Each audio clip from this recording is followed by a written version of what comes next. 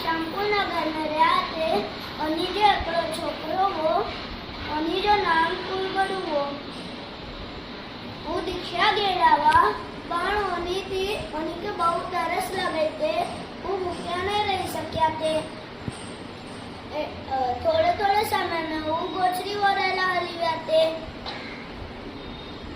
वो उपवास न करी सक्या थे એટલે બે સાધુ મહારાજ ઓની મજાક ઉડાયા તે એક દિવસની વાત આય સંવત્સરી જો મહાપર્વ હો મળે સાધુ મહારાજ ઉપવાસ કહેવા પણ કુલગુરુ મુનિ ઉપવાસ ન કરી શક્યા તે એટલે હું ગોચતી બોલાવા આવી ગયા પણ ઓની કે આજ ગોચતી में કોરા ભાત જ મળ્યા અને ઓરેલા ભાત ઓની જે વટે મહારાજ કે બતાયા અને વિનંતી છે આંકે નનો જો ખપે ઉગંજા ई वाक्य सुनीने ब्या मळे साधु महाराज गुस्से में अची गया અને બોલ્યા પરવા જે દિવસ તું ખાઈએ તો અને ઉચ્ચ તિરસ્કાર પાત્ર અને લજ્જાસ્પદ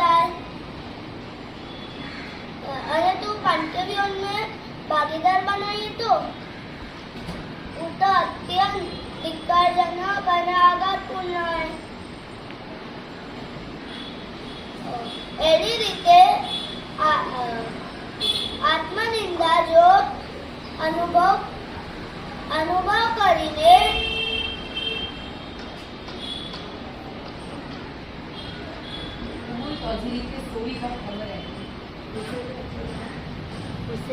गुस्से में चला ब्राह्मण साधु महाराज पेन्ने मुंह में अचली तू कनक कोनी जो पात्र में वदा पण कुलगुरु मुनि जरा पण गुस्सा न थया હું વિચાર્યા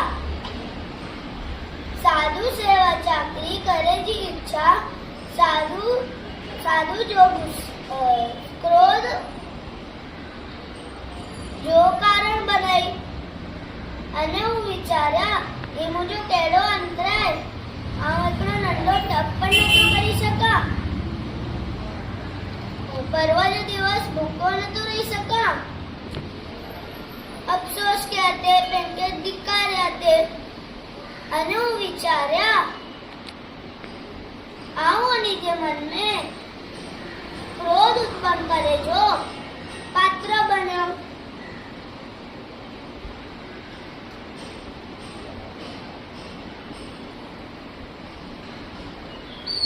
मुनि के रूप में हम કેટલી વટી ભૂલ કરી આય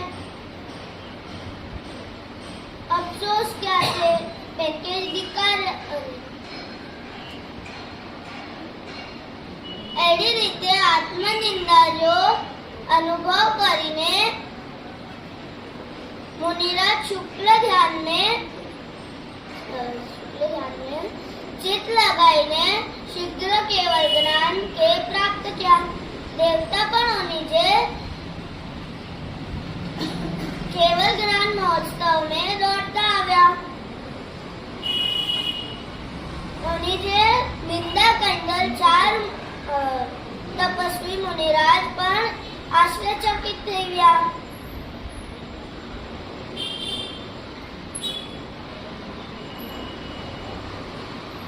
એવી રીતે સચ્ચા ભાવ તપસ્વી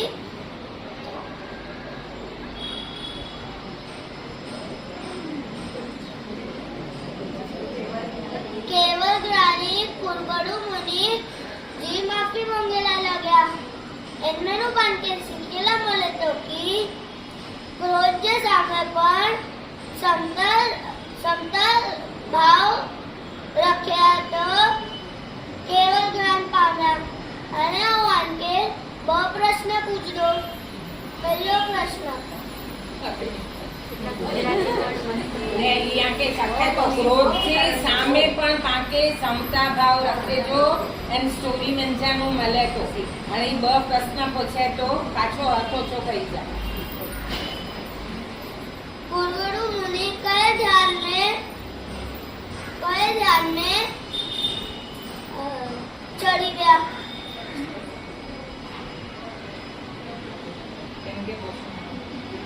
शुक्ल ध्यान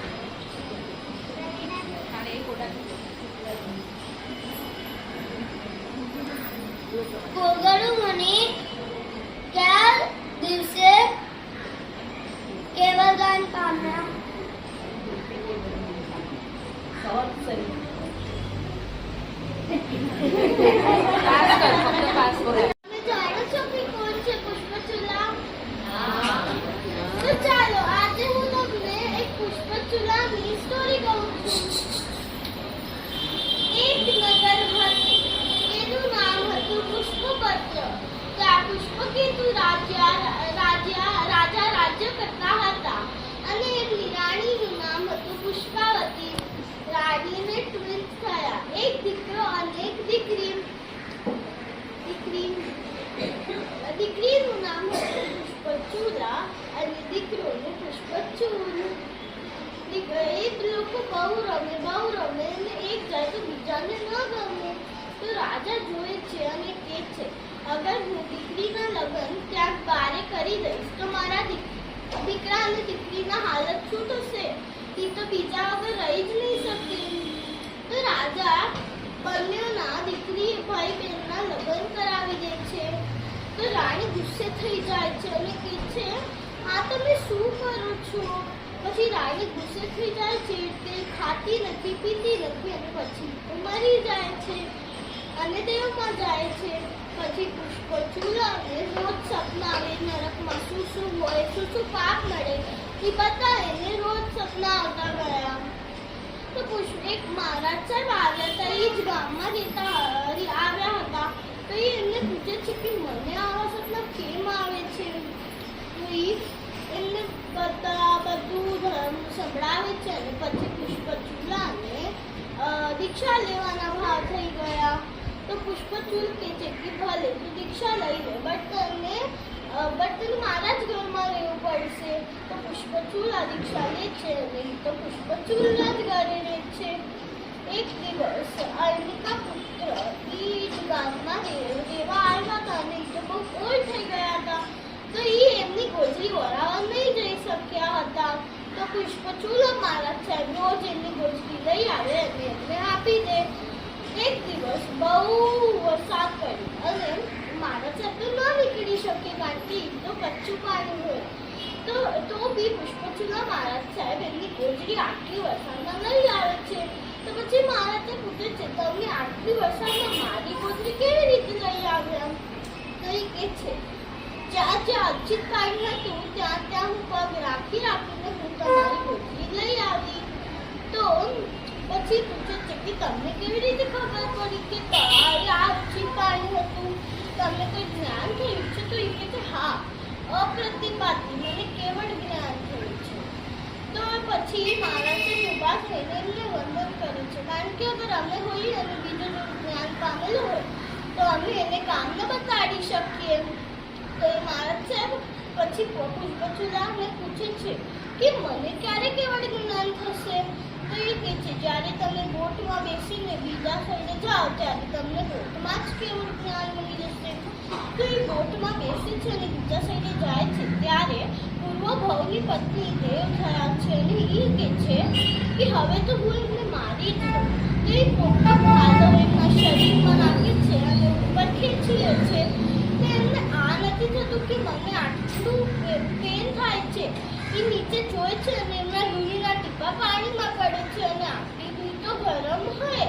તો એ જોઈ છે અને કે છે મારા લીધે આટલા બધા જીવો મરે છે. ત્યારે એમને બોટમાં જ કેવળ જ્ઞાન થઈ જાય છે. ચાલો હવે હું તમને પ્રશ્ન પૂછું છું. પહેલો પ્રશ્ન, પુષ્પચૂલા મહારાજ સાહેબે કોની સાથે લગ્ન કર્યા હતા?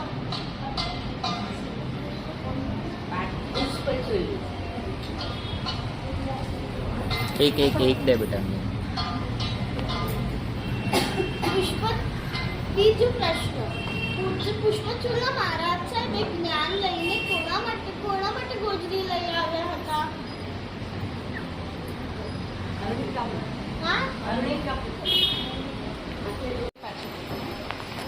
તો આજે હું તમને મદન રેખાની કથા સંભળાવવાની છું. દક્ષિણ નગરીમાં રાજા મણિરથ એમના નાના ભાઈ યુગબાહુ અને તેમની પત્ની મદન રેખા સાથે રહેતા હતા. મદન રેખા ખૂબ જ સુંદર હતા.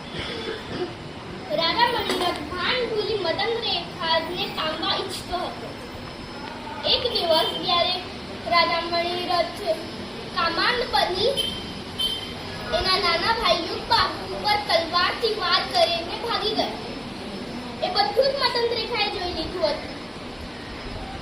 યુગબાહુનો અંતિમ સમય જાણી મદન રેખાએ બધું ધર્મનું સમજાવ્યું. ભાઈ પર ક્રોધ ન કરવું અને જે છે એ બધું કર્મનું જ ફળ છે એમ સમજાવીને નૌકાનું સ્મરણ કરતા યુગબાહુનો જીવ વૈમાનિક દેવલોકમાં જાય છે. યુગબાહુનો જીવ જે દેવલોકમાં ગયો હતો એ નીચે આવીને ભાવ સુધારનારા પરમ ઉપકારી મહાસતી મદન રેખાને 3 પ્રદક્ષિણા આપી દેવલોકે પાછો ગયો. હવે મદન રેખા સુદર્શન નગરીમાં સેફ ન હતા એટલે એ જંગલ તરફ દોડ્યા. પોતાના 4 વર્ષના દીકરાને મહેલમાં છોડી ગર્ભવતી મદન રેખા જંગલમાં રહેવા લાગ્યા. ત્યાં એમને એક સરસ નાના બાળકને જન્મ આપ્યો. એક દિવસ જ્યારે મદન રેખા સરોવરમાં સ્વચ્છ થતા હતા ત્યારે અચાનક એક હાથીએ એમને પોતાની સૂંઢમાં ઉપાડી હવામાં ઉપર ઉછાળ્યો.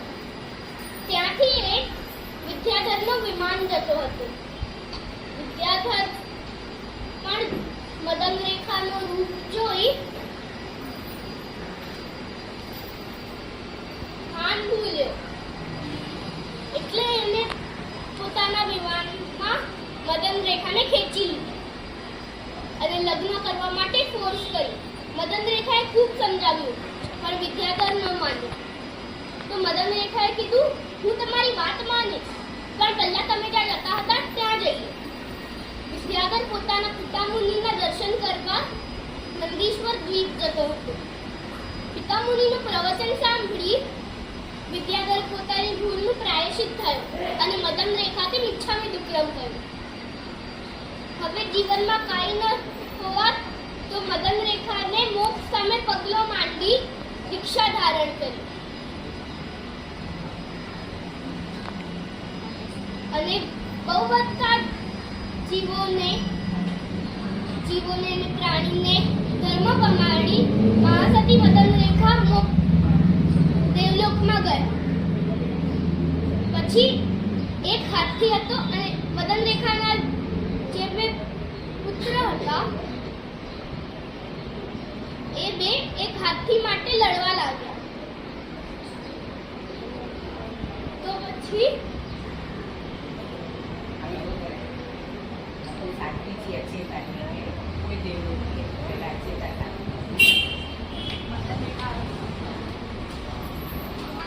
હાથી માટે લડવા લાગે છે.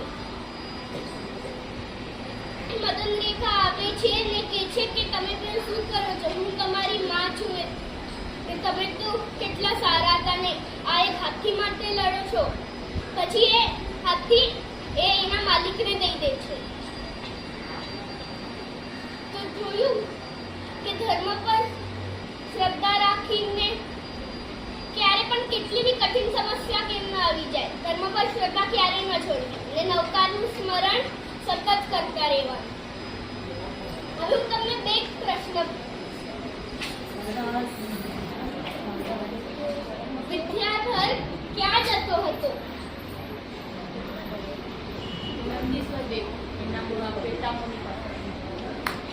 રેખાનો મોટો પુત્ર કેટલા વર્ષનો હતો જ્યારે જંગલ તરફ દોડ્યા હતા? 4 વર્ષનો.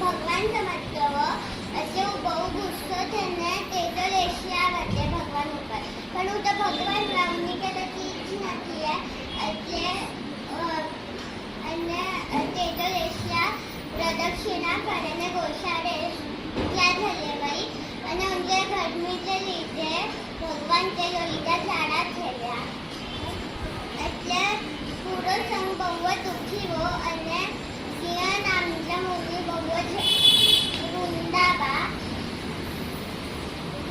એટલે ભગવાન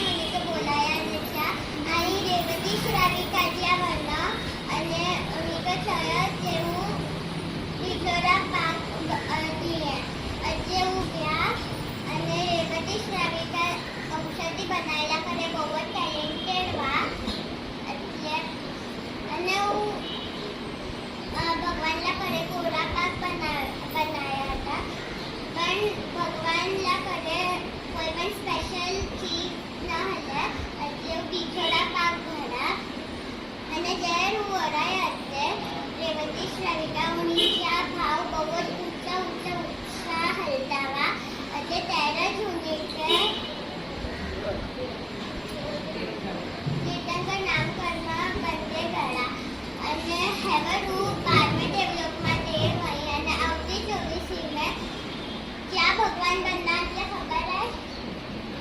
પ્રશ્ન પૂછેતી. અચ્છા, પ્રશ્ન ચાલુ થયો જો પૂછે છે. હું સમાધિનાથ ભગવાન બના 17માં તો બોલો બોલો જી સમાધિનાથ ભગવાન કી જય. આના માટે ક્વેશ્ચન પૂછ્યા તો જય ઘોષાડો ભગવાન ઉપર તેજો લેશિયા ફોકાયદાર ભગવાનજી એજ કોરોવી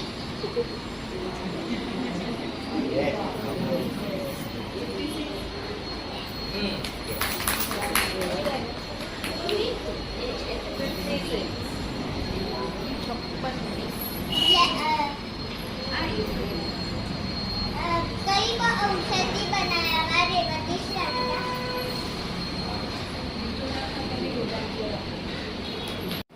प्रणाम अजावान के धंडन कुमार की स्टोरी चंदर केरवा અને મને કે કેવળ જ્ઞાન કઈ રીતે થયો ધંડન કુમાર કૃષ્ણ મહારાજાના પુત્ર વા અને હું પ્રભુ નેમનાથ ત્યાં દીક્ષા ગેરા અને હોપરો નિયમ ગેરાવા અગર મુકે મુજે તપતી ગોચરી મળે તો જાઉં કે વાપરી દો का उनके नहीं वापरा अगले दिवस कृष्ण महाराजा ने नाथ प्रभु के वंदन करेला बनी जावा रस्ते में उनके खंडन मुनि मिला कृष्ण महाराजा उन्हें जे रथ की उतरे ने उनके वंदन किया इनेरे ने नीचे मरे ज लोग सोचा कि ही कोई बड़ा मुनि हुंदा એટલે કૃષ્ણ મહારાજા આને કે વંદન કર્યા જા તો હોન દિવસ વંદન મુનિ की गोचरी મળે વાને અને उनकी गोचरी में लड्डू મળે તા કોઈ હું गोचरी બને ને મુનિ के गुरु लेने नाथ प्रभु दा बने ने पूछे ता કે ई गोचरी मुझे लगती थी મળે યાર तो नेमनाथ प्रभु कहता ना ही गोचरी तो के कृष्ण महाराज तो के वंदन के नहीं एकले मरे यार तो धंडन मुनि हनके नट्टा वापरी અને गोचरी के परथवे लाकड़े जीव शक्या तेवा नता लड्डू जो चूरो करे ने लड्डू के परथवे था અને વિચાર જે ધારા ઉપર સપક શ્રેણી તે પૂજવાને હતા અને થોડી રજવાર હે ઉનકે કેવલ જ્ઞાન દિએ તો અને ઓનીના મરે જ કાટી કર્મ નાશ પામે તા ही धंडन कुमार की स्टोरी हनावान के प्रश्न पूछिंदो पहलो धंडन मुनिचा गुरु जो नाम कट्टामा तीर्थंकर वा उनीचो वर्ण અને હોનીચો લાંછન કરવો આપણે ક્વેશ્ચન में 4 है ना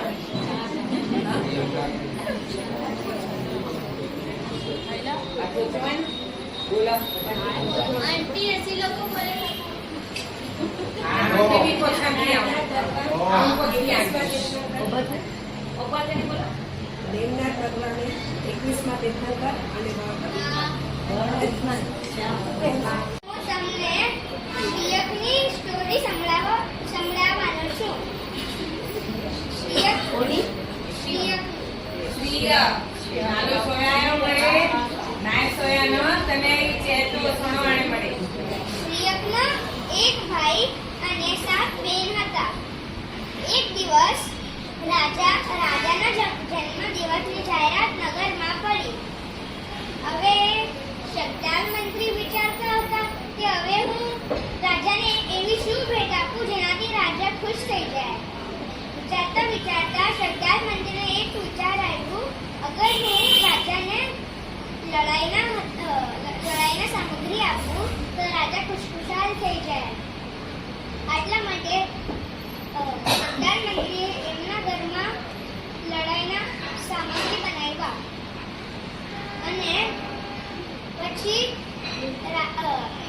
સરદાર મંત્રીના દુશ્મનને આ વાતની જાણ પડી અને એમનો દુશ્મન રાજાને ચુગલી કરે છે કે જો સરદાર મંત્રી તમને મારવા માટે એમના ઘરમાં હથિયાર બનાવે છે.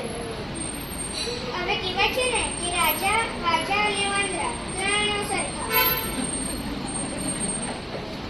તો એ રાજા વિશ્વાસ કરી લે છે અને કહે છે એ મને મારે એનાથી પહેલા જ અગર હું એને મારી દઉં તો. હવે આ વાતની જાણ સરદાર મંત્રીને પડે છે. સરદાર મંત્રી બુદ્ધિશાળી હતા અને એમને ખબર હતી કે હવે રાજા માનવાના નથી. એમને આ વાતની ખબર નથી કે હું એમને આ મારવા માટે નહીં બલ્કે ભેટ આપવા માટે આપું છું. હવે એમને લાગશે કે હવે મને ખબર પડી ગઈ છે, આટલા માટે એ બહાનો બનાવે છે ભેટને આપવા માટે. હવે સ્ત્રીય કવિને પૂછે છે હવે શું થશે અમારે? તો સરદાર મંત્રી કહે છે મારા પાસે એક યોજના છે. હવે રાજા મને મારે એનાથી પહેલા તું જ મને મારી નાખ. તો સ્ત્રીય કહે છે ના. તો સરદાર મંત્રી કહે છે તને મને મારવા સાચે નથી મારવાનો, બસ દેખાવો કરવાનો છે મારવાનો. તો કાલે હું ઝેરની ગોળી ખાઈ લઈશ.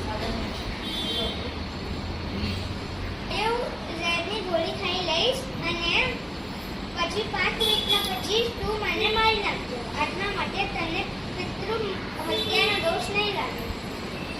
અને બીજા દિવસે શ્રીયક ને સરદાર મંત્રી બંને રાજસભામાં જાય છે અને સરદાર મંત્રી ઝેરની ગોળી ખાઈ લે છે અને 5 મિનિટના પછી જ સરદાર મંત્રી ઢળવાના પહેલા શ્રીયક એમને પકડે છે અને એમનો માથો કાપી નાખે છે. અને રાજાને હવે શ્રીયક વફાદાર લાગે છે, આટલા માટે શ્રીયકને મંત્રી પદ સ્વીકાર કરવા કહે છે. હવે શ્રીયકને તો એમ હતો કે હવે હું પહેલા મારા મોટા ભાઈને પહેલા મંત્રી મુદ્રા મોકલાવું અને એ મંત્રી બને. આટલા માટે મંત્રી મુદ્રા મોકલાવી સ્થૂલીભદ્રને. હવે સ્થૂલીભદ્ર તો વેશ્યાના ઘરે હતા, 12 વર્ષથી ત્યાં હતા. અને પછી મંત્રી મુદ્રા જોઈને જેમને જાણ પડી કે હવે આ સંસારમાં મને નથી રહેવું, જે સંસારમાં મારો ભાઈ જ પિતાની મૃત્યુ કરે. આટલા માટે મંત્રી મુદ્રા એ પાછી મોકલાવે છે અને સંયમ પામીને દીક્ષા લે છે. તો મંત્રી પદ હવે શ્રીયક જ સ્વીકાર કરે છે. થોડા સમય પછી એ પણ સંયમ પામીને દીક્ષા લઈ લે છે. અને મોરલ ઓફ ધ સ્ટોરી કે બીજાના ઉપર વધુ વિશ્વાસ ના કરવાનો. હું પ્રશ્ન પૂછું છું.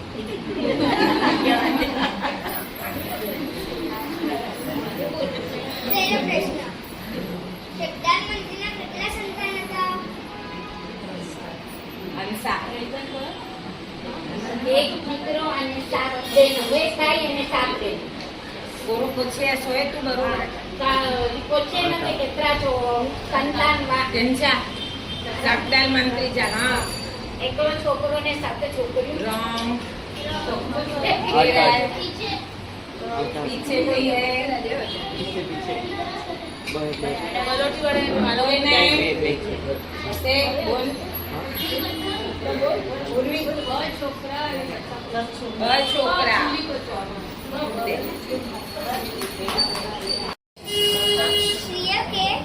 શ્રીયકે મંત્રી મુદ્રા કોણે મોકલાવ્યું? हाँ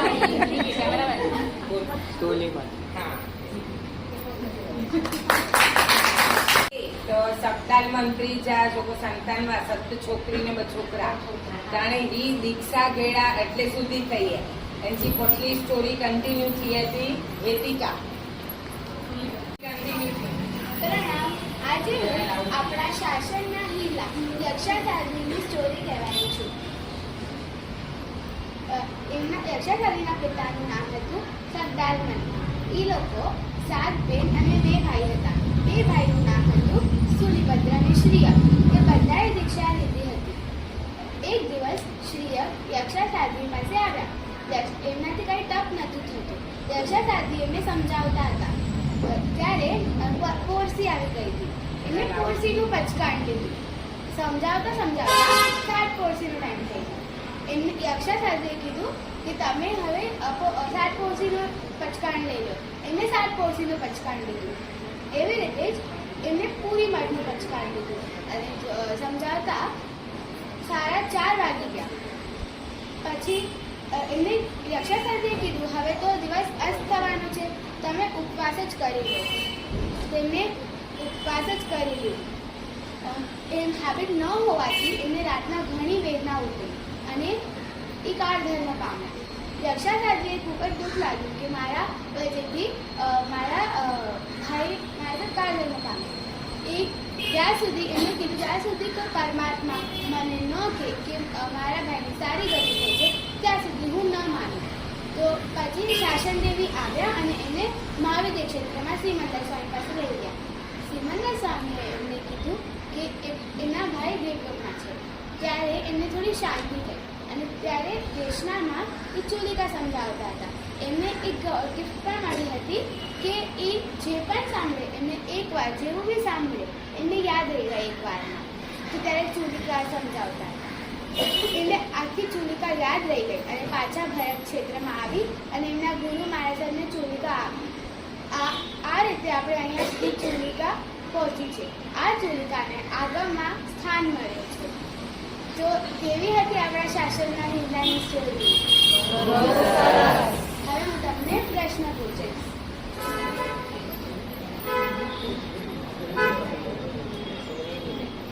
યક્ષા સાધ્વી ક્યાં ગયા હતા?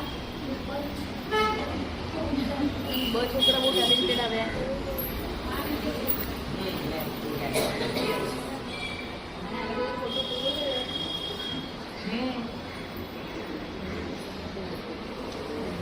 સાધ્વીના પિતાનું નામ શું હતું? કોઈને મને સરખી રીતે નહીં જો રિહાન બચ્ચા તો મને પ્રેક્ટિસ વેરી કહેते એટલે સોયા बच्चे जी माउंटी ना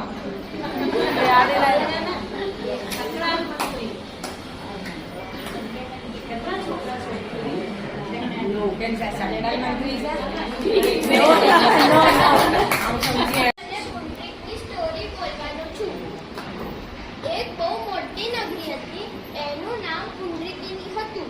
એમના રાજાનું નામ મહાપદ્મ નામના એક રાજા હતા. તેમના 2 પુત્ર હતા. એકનું નામ હતું કંડરીક અને બીજાનું નામ હતું પુંડરીક. એક દિવસ એક આચાર્ય ભગવંત આવ્યા એમના શિષ્યો સાથે. જ્યારે મહાપદ્મ રાજાને ખબર પડી તો એમના પરિવાર સાથે ઉપાશ્રયમાં આવ્યા. જ્યારે ગુરુ મહારાજને વ્યાખ્યાન આપ્યું તો એમને મહાપદ્મ રાજાને વૈરાગ્ય થયું અને એમને પુંડરીકનું રાજ્યાભિષેક કરી અને દીક્ષા લીધી. પછી થોડા દિવસ પછી પુંડરીકને બી વૈરાગ્ય થયું અને એમના ભાઈ કંડરીકના પાસે ગયા અને કીધું કે મને બી હવે આ સંસારમાં નથી રહેવું, હું બી દીક્ષા લઉં છું. પણ કંડરીકને કીધું કે તમે અગર દીક્ષા લો છો તો મને શું કામ નથી લેવા દેતા? તમે શું કામ મને આ સંસારના કીચડમાં ફસાવો છો? હું બી દીક્ષા લઈશ.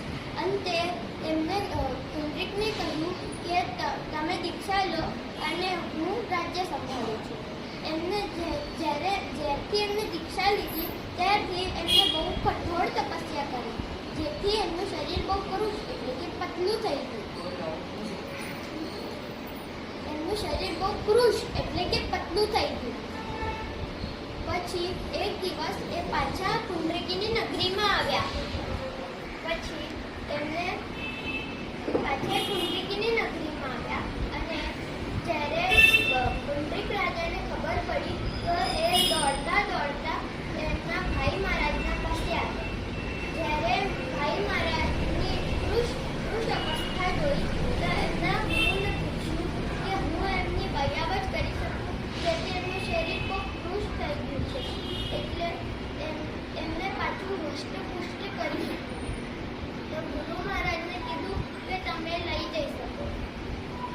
પછી એમને એ મહેલમાં ગયા અને થોડા દિવસમાં એ પાછા હષ્ટપુષ્ટ થઈ ગયા. શું કામ કે એમને બહુ સારા સારા પકવાન બનાવીને આપ્યા. એમને પંડિતને પછી બહુ આસક્તિ લાગી ગઈ આવા ખાવાની. તો એ ભૂલી ગયા કે મને વિહાર કરવાનું છે. એટલે એમને એ પાછા પણ પછી લોકલજ્જાના કારણે એ પાછા ગયા વિહાર કરી. પણ પાછા એ પુંડરીકની નગરીના ઉદ્યાનમાં આવ્યા. જ્યારે પછી સોચવા લાગ્યા કે હું કેટલી મોટી ભૂલ કરી આ સંયમ પાડીને. મારો ભાઈ તો અનુપમ સુખો ભોગવે છે અને હું અહીંયા કેટલું દુઃખોની સહન કરું છું. તો એ પાછા સંસારમાં આવી ગયા. ત્યારે બીજા ભાઈને ખબર પડી, એટલે કે પુંડરીકને ખબર પડી, તો એમને બહુ સારા સારા ઉપદેશ આપ્યા અને એમનો દુર્લાભ અને લાભ સમજાવ્યા. પણ બધું પથ્થર પર પાણી થયું. એટલે પછી પંડિતને કીધું કે હવે હું રાજ્ય સંભાળું છું, તમે આ દીક્ષા સંભાળો. તો પછી પુંડરીકને કીધું કે હા. પછી બંનેઓને દેશની અદલા-બદલી કરી દીધી. અને પુંડરીક એમના ગુરુ મહારાજના સાથે વનના તરફ વિહાર કર્યો અને પંડિતે પહેલના તરફ વિહાર કર્યો. અને થોડા દિવસ એ બહુ દબાવીને ખાતા હતા પંડિત. અને જ્યારે પછી બહુ અપચો થઈ ગયો. શું કારણ કે બહુ ઓવર ઇટિંગના કારણે એમનું પેટ બહુ ખરાબ થઈ ગયું. અને એ ઓલા દિવસે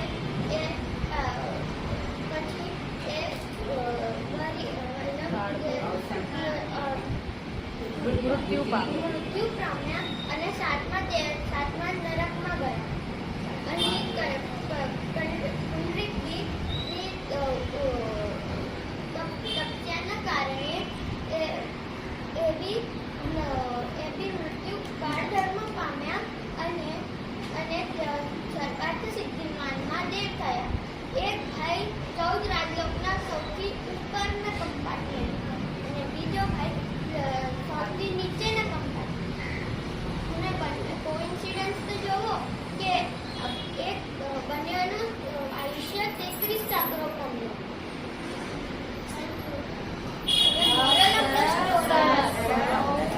મોરલ ઓફ ધ સ્ટોરી, આપણને કોઈ પણ ચીજની બહુ આસક્તિ ન હોવી જોઈએ. જેવી મતિ તેવી જ. હવે હું પ્રશ્ન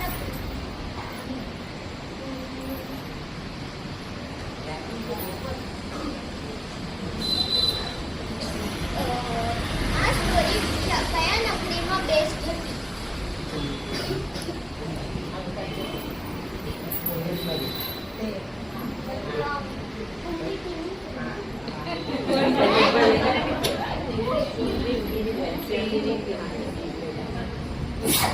બંને ભાઈનું આયુષ્ય કેટલું હતું અને કયા કમ્પાર્ટમેન્ટમાં ગયા હતા? 33 સાગરો. અને કડાવા કયા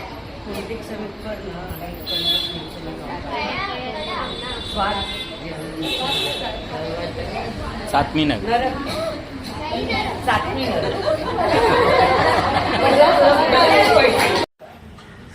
તો ચાલો આજ હું તમને કોઈ મંજૂરી ઉપર એક કહાની સુનાવું.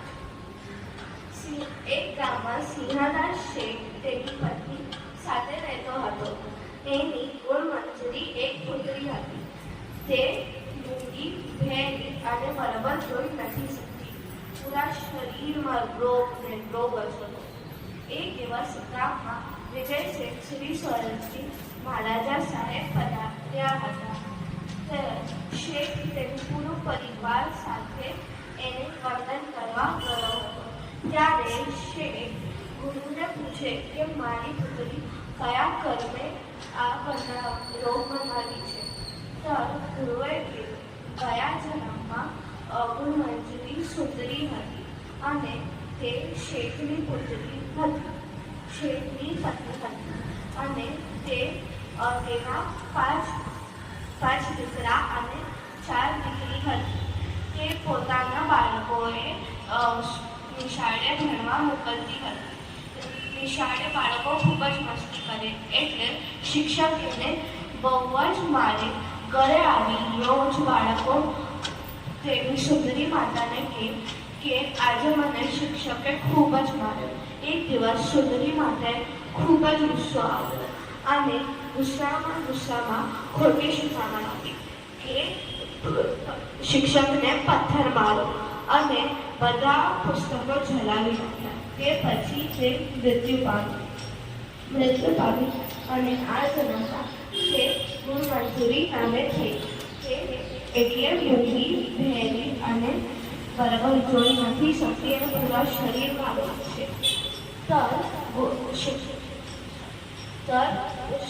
શેઠે પૂછ્યું, મારી દીકરી કયા કર્મે આ સારી થાય? તો ગુરુએ કહ્યું કે વિજ્ઞાન પાંચમીની આરાધના. તેમાં પાંચમીના દિવસ અમે ચોગ્યારો ઉપવાસ અને કુંડાનો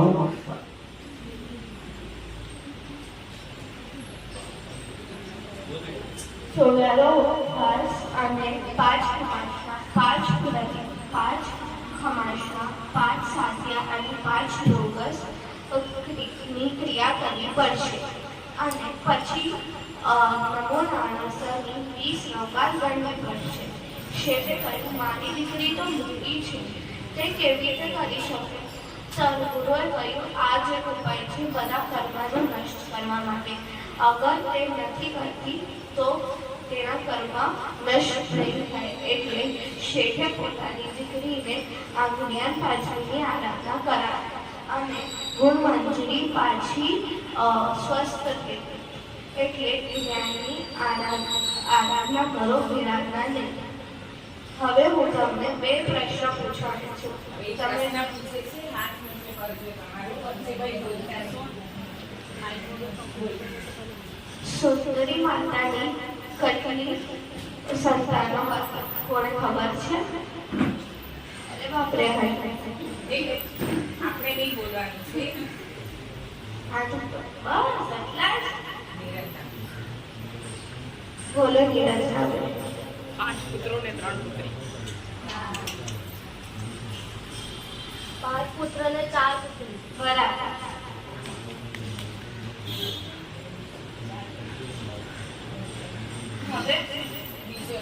હવે બીજો સવાલ.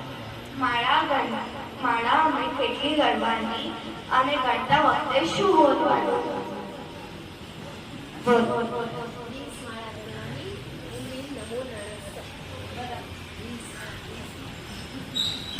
આજે બાળકે પ્રશ્ન પૂછીને પ્રસ્તાવના આપી છે. સાધ્વી જો બોલે સપડાલ મંત્રી જા દીકરી વાતી લોકો સત ભેણું વ્યો તો અની કે ગોડ ગિફ્ટ તો મળેવી.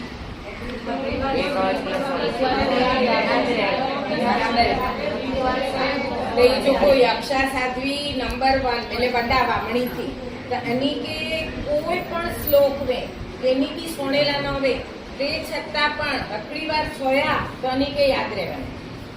તો એ અકડી વાર બોલેગા. બીજે નંબર કે હું 2 વાર સોણે નો તે યાદ રહે. ત્રીજી છોકરી કે 2 વાર એડી રીતે સતોય કે યાદ રહેવાનું. તો રાજા બેટે ન હકડા લાલચુ બ્રાહ્મણ રોજ આપણો નવો શ્લોક બોલે અને સોના મોર બનેવા એ રોજનો ક્રમ થયો. તો સપડાલ મંત્રી અકડી વાર ઈ નેર્યા છે એવી રીતે તો રાજભંડાર ખાલી કહેવાને. એ તો ફરાય શ્લોક બોલેતા.